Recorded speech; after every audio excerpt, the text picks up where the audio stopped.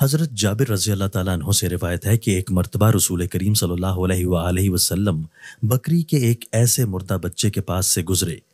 جس کے کان بہت چھوٹے تھے یا کٹے ہوئے تھے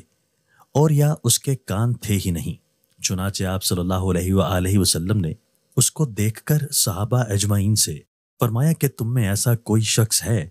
جو اس مردہ بچہ کو 1 درہم کے عوض لینا پسند کرے؟ صحابہ نے عرض کیا کہ ہم تو اس کو کسی بھی چیز کے عوض لینا پسند نہیں کر سکتے۔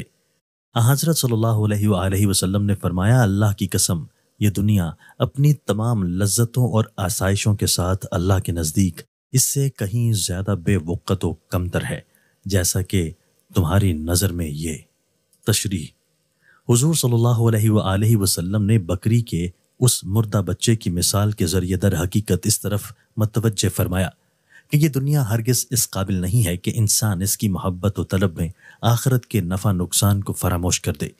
بلکہ اصل چیز آخرت کی محبت و طلب ہے، جہاں کی زندگی بھی لافانی ہے اور جس کی نعمتیں بھی لازوال ہیں۔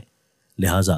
مقصود زندگی آخرت کی محبت و طلب ہونا چاہیے، نہ کہ دنیا کی محبت و طلب۔ یہ فرمایا گیا ہے۔ ترجمہ: دنیا کی محبت و چاہت ہر گناہ کی جڑ ہے۔